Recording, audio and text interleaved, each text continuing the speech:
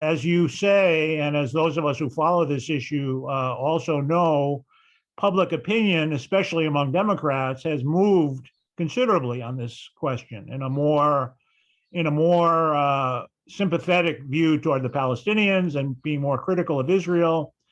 But U.S. policy has changed very little during the same period. So, what's your view on how that disconnect works and why? Well, I think most of the viewers of this session know what AIPAC is, the Israel Lobby Organization. It's sort of the lead pro-Israel organization in Washington. And one of the sort of guides in my work, was a speech by the head of AIPAC, Howard Core, probably 10 years ago already, in which he, with some I felt it was a little bit hysterical, but he was saying it was a fire and brimstone speech about how America is changing and America is turning. The anti-Israel forces are advancing on Washington, and he says they're on the campuses. They're in the left. You see them on social media, and it was just this kind of like juggernaut of pro-Palestinian sympathy that Core was describing. Now, he was doing this in order to raise money and get to rally his base to go talk to Congress and tell them about these horrible things that are going on in the country. But I say that it's been a guide because he accurately described the ways in which certain sectors of American public opinion and public culture were being taken over by pro-Palestinian or high solid sympathy to Palestinian opinion.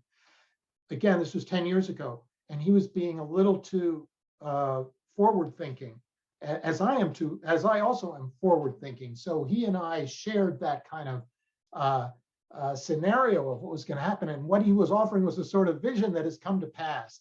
And why I bring it up is it answers your question in the sense that as Core was describing this kind of, to use the Macbeth metaphor, the woods of Dunsinane, ultimately, Macbeth knows his goose is cooked when the forest itself moves up toward the castle. So he was describing this kind of, growing public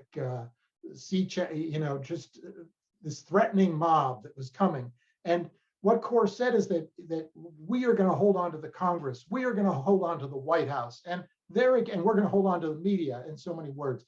And there again, I think that he's accurate in that the Israel lobby is largely an elites driven organization, unlike MPAC, which is a grassroots driven organization. And that classic conflict tension between the elites and the grassroots is one in which he's in the turrets of the castle and running around the battlements. And I think that what you're asking about is that these turrets, they've managed to hole up in the castle and in these sort of very privileged places, and they have them still, but they don't have the grassroots. They don't have the fields and the forests of public opinion, but they do have the White House. They do have Congress. They do have the editorial boards of the leading papers, and we're breaking into Congress. But I think that it was definitely the strategy of the Israel lobby to hold on to the elites. This is where we work. This is our territory. We can, as an AIPAC guy famously said to 20 years ago, look, this napkin, I could get 76 senators to sign it tomorrow. And that's what we do. We get senators to sign what we write. And that power is beginning to ebb, but they still got it, man. Now they can only get 50 senators to sign the napkin. I think you're right.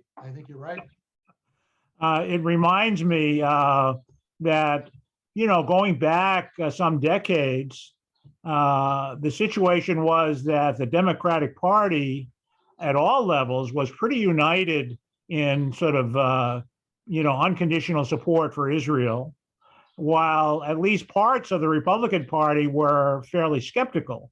If for some of you, it's ancient history, but the last president that really read the riot act to Israel and made them back off was Dwight Eisenhower in the 50s.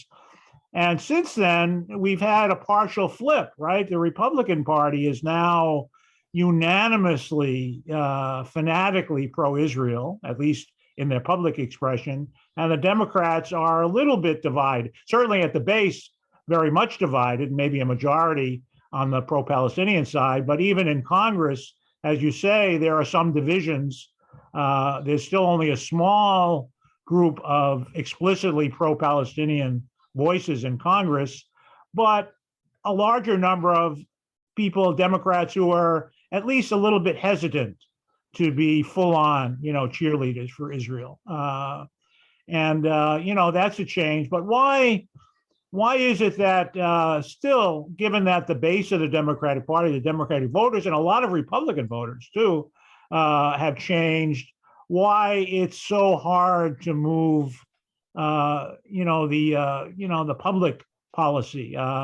Obviously, inertia is part of it, but there are other factors. What do you see as the obstacles for more change politically on this? Well, Jeff, actually, I'd be really interested to hear your answer to that question as well. But to go first, I would say, in fairness to Israel and its lobby in our country, the first thing I would say before I get to the kind of nuts and bolts of the politics, I think that Israel was an answer in 1947 and 1948 when it was created. It was an answer to a really important historical question that had plagued modern society and Western Europe and Eastern Europe as well for 150, 200 years, maybe longer, but was this sort of the role of Jews in Europe, and what was this people without the stateless people who had kind of a special role in some of these societies that was, but also who were subject to enormous persecution, culminating in the Holocaust. That was the Jewish question, and how is Western society, how is modern civilization going to deal with that group? And so again, it culminates in one of the greatest tragedies of human history, and greatest, worst genocides of human history. Obviously not limited to Jews, but with a special focus on Jews. The Holocaust had many victims. So I think that when society arrives, the powers that be arrive tortuously at a decision, as the powers that be did from 1917 or so with the Balfour Declaration by the leading, in the British Empire, as a major document of World War I, the Balfour Declaration, how we're going to redivide the colonies of the world post-World War I, leading up to the UN Declaration, the Special Committee on Palestine in 1947, coming up with partition.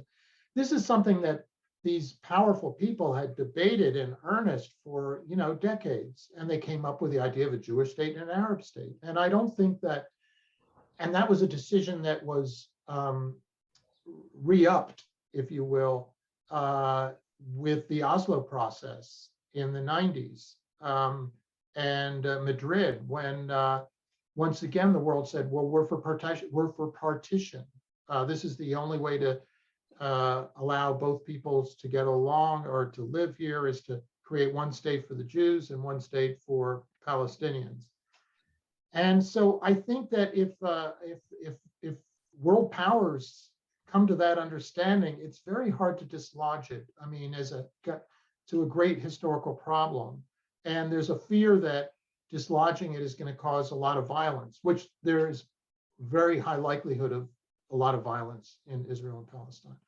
But to the nuts and bolts, I think that the role of Jews in the Democratic Party is just very important.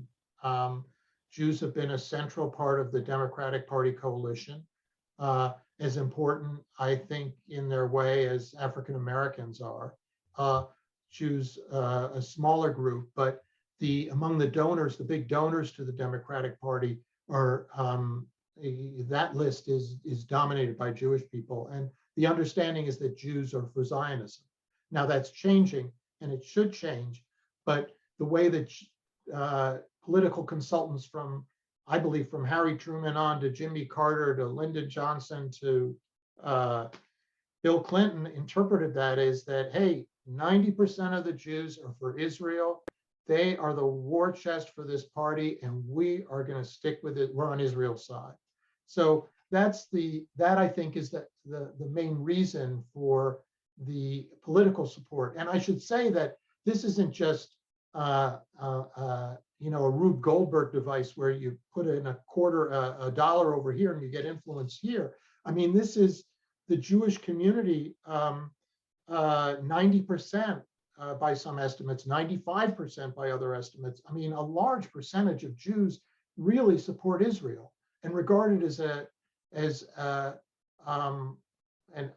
some of them regard it as an existential question. Like, this is what is going to make us safe, having this state that was created in violence on someone else's lands with ethnic cleansing of 750,000 people, who many of whom are refugees who want to come back, whose lands have been stolen, property have been stolen, never been compensated, who are second-class citizens and apartheid, subjects of apartheid in that land. Jews can still think that this arrangement is good for Jews. I don't think it's good for Jews. But I think that when you think of how important police reform is in the Black community right now, in a very, sincere, genuine, deep way, I think that for Jews, Zionism was a kind of a central creed and ethos of the Jewish community for many years, as this is what we need. And I think that to overcome that is a struggle. And so the political struggle I described of coming up against the Israel lobby in Washington is one thing, and Palestinians are playing a very important role in breaking down the power of the Israel lobby. But I still see my role as trying to help the Jewish community grow past this idea of Jewish nationalism as this sort of Marcus Garvey answer to the issue of persecution.